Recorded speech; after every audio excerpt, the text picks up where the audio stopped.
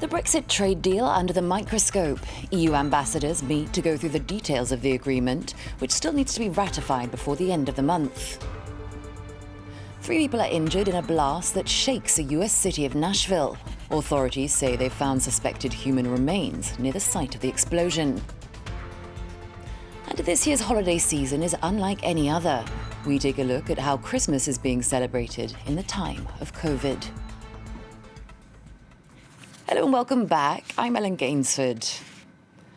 The deal is done, but now the devil is in the details. Following the announcement of a trade agreement between the UK and the EU, the specifics are now being pored over by lawmakers.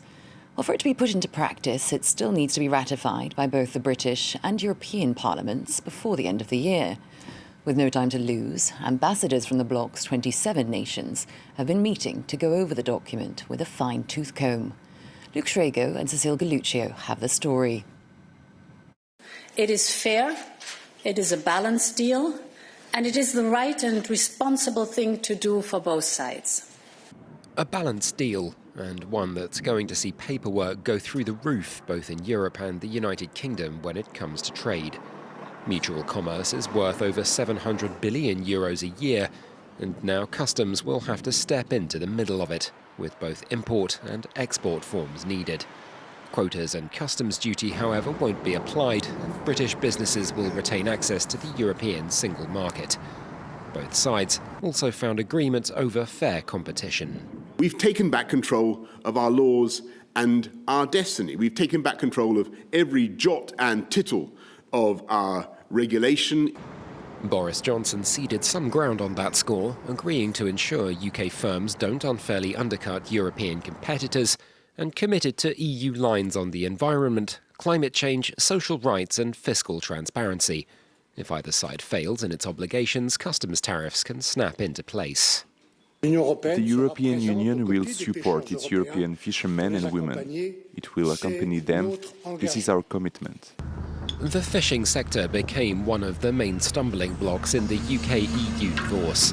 Ultimately, the deal gives the continent's fishermen access to British waters until 2026, while progressively reducing European catches by 25%. Elsewhere, free movement also comes to an end, with police checks, tight borders, and passports mandatory for travel to and from the UK from October 2021. Working in the UK will become harder too, with work visas granted on a points-based system, and then only if there's a formal job offer with a salary of at least €29,500. The UK has also pulled out of the international Erasmus exchange programme, meaning it'll now be far more complicated for foreign students to study in the UK, and around twice as expensive. Well, earlier, John Bartle from the University of Essex told France 24 why it's likely the deal will be signed off before the December 31st deadline. There's no reason to expect the European Parliament to block this deal. Across the whole of Europe, there's been a degree of anxiety about what might happen if the UK were to leave the European Union in a disorderly way. And I think across the whole of the rest of the European Union, the remaining members, there's a consensus that any deal that's been negotiated by the negotiators will be acceptable and will be to their benefit. It will reconvene, I think, on the 30th December, and there are provisions in place to get this legislation through both the House of Commons and the upper house, the House of Lords, very quickly. There is no anticipation there will be any problems in getting this legislation through. The Conservatives have a very significant majority, and the Labour opposition has committed on this occasion to ensure that their members support the passage of this part of the withdrawal. While staying in the UK, the Queen's Christmas speech is one tradition that hasn't been upended by COVID this year. The monarch spoke of hope and the importance of community in hard times. The country's faced a difficult festive season after an outbreak of a new, more contagious variant of the virus was discovered in England. While the toughest Tier 4 restrictions now apply to almost 18 million people, those living in these areas are asked to stay home where possible. Let's take a listen to the Queen's message. We can't celebrate his birth today in quite the usual way. People of all faiths have been unable to gather as they would wish for their festivals Remarkably, a year that has necessarily kept people apart has in many ways brought us closer. To the US now, where a camper van exploded in Nashville on Christmas morning, injuring 3 people. Local authorities say that they've found what appears to be human remains near the site.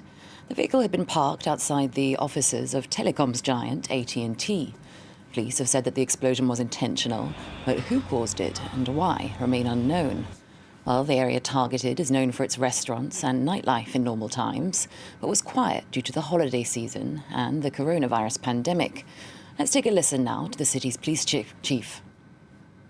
This morning, around 5:30 a.m., officers responded to a call for shots fired in the downtown area. As also responded, they encountered an RV that had a recording saying that a potential bomb would detonate within 15 minutes. Officers, upon hearing that, decided to evacuate the buildings nearby. Shortly after that, the RV exploded. We had one officer that was knocked to the ground. We don't feel there's any concern in the downtown area of anything else right now, but we are doing it as a precaution. We did transport 3 individuals with minor injuries. We're going into the buildings, making sure, number one, that the building is sound and ensuring that there are no other victims or anyone that are there. Now for the latest on the coronavirus pandemic. The first vaccine rollouts have been kicked off in Latin America. It's one of the world's hardest hit regions by the pandemic. Mexico, Chile and Costa Rica are all launching with the Pfizer-BioNTech jab, while Argentina has gone for Russia's Sputnik vaccine. Frontline medical staff are among the first to be inoculated. Jenny Shin tells us more. Not your everyday Christmas season delivery. Just hours after its arrival, people were already queuing to receive these first batches of the COVID-19 vaccine, making Mexico the first country in Latin America to begin a mass immunization campaign. Like many countries, healthcare workers and the elderly are to be the first in line to roll up their sleeves. Un poco nerviosa, pero además pues muy feliz. La verdad es que es el mejor regalo que pude haber recibido en el 2020. The country has purchased 34 million doses from Pfizer-BioNTech and is slated to receive over 1 million more units by the end of January. In Chile, who has a deal for a total of 10 million doses, this 42-year-old nurse became the first to get the jab, applauded by the president, who reassured the Chilean people on the efficacy of the vaccine. Y por eso la vacuna la va a recibir en forma gratuita, usted va a tomar la decisión en forma voluntaria, pero le podemos decir que esta vacuna es segura y eficaz. Meanwhile, in Argentina, health authorities have approved an emergency authorization for Sputnik V, the only Latin American country to get the green light for the Russian vaccine after receiving an emergency authorization from the country's health authorities. Han llegado 300.000 dosis de la vacuna Sputnik en el mes de diciembre. Había algún escepticismo, pero como siempre decimos nosotros, no queremos enredarnos en ningún tipo de discusión que no sea preservar la salud de los argentinos y argentinas. Brazil, on the other hand, has made its purchase order from Sinovac, a Chinese pharmaceutical company.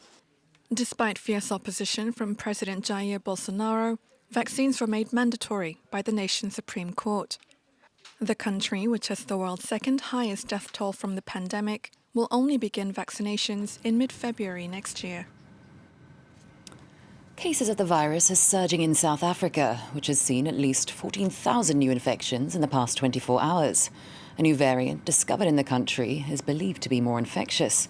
It's taxing the country's already overstretched health system.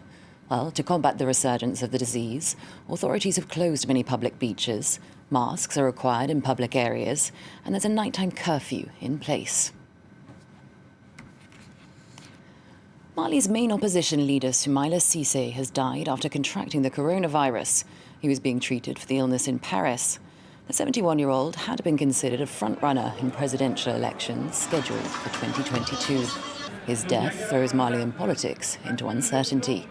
Laurent Bersticher takes a look back at his life and career. Mourning the loss of Mali's opposition leader.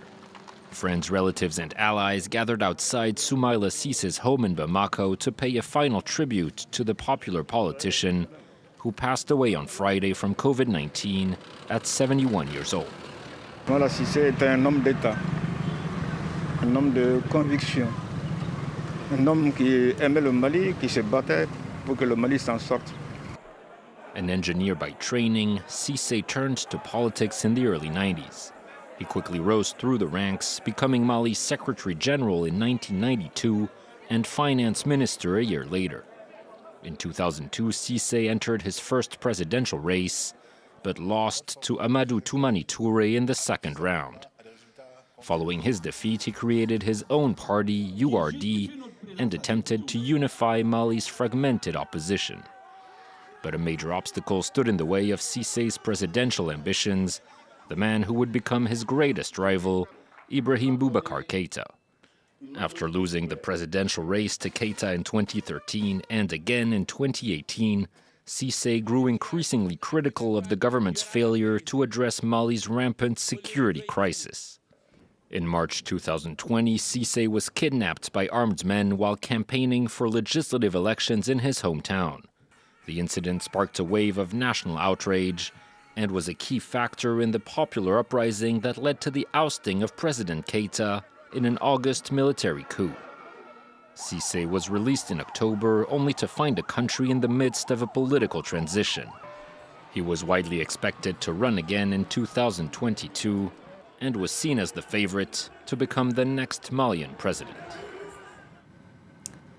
And finally, this year's holiday season is unlike any other. The coronavirus pandemic has made 2020 a difficult year. And with the vaccine rollout only just beginning in many countries, continued social distancing measures make it tricky to celebrate in traditional ways. France 24's Jenny Shin looks at some of the adapted festivities. The sound of choral singing rings loud and clear, even with masks. In Bethlehem, the strict lockdown brought on by the pandemic have dampened celebrations. It's a small affair, one without the usual thousands of foreign pilgrims that flock to the city around this time of season. In Lebanon, the year has been particularly difficult.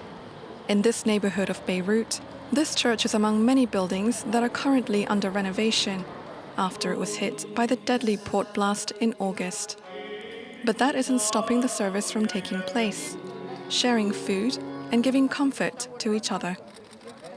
Europe is also spending a Christmas season like no other, usually sparkling with festive spirit and bustling with tourists.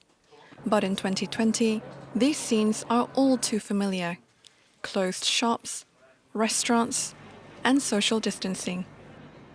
Although it has been a challenging year for many across the world, the Christmas spirit is still much alive, especially down under at Bondi Beach, where lifeguards are reindeers and Santa Claus wear swimsuits.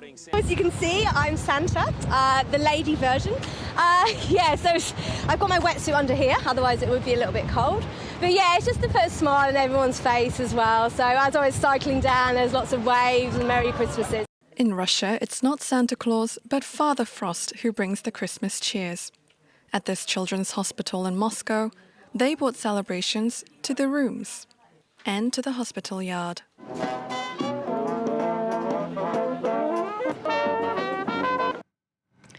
Well, for more on the stories that we're following in this bulletin and others, feel free to check out our website at france24.com/en. Well, that's all from me. Stay with us on France 24. There's more world news coming up.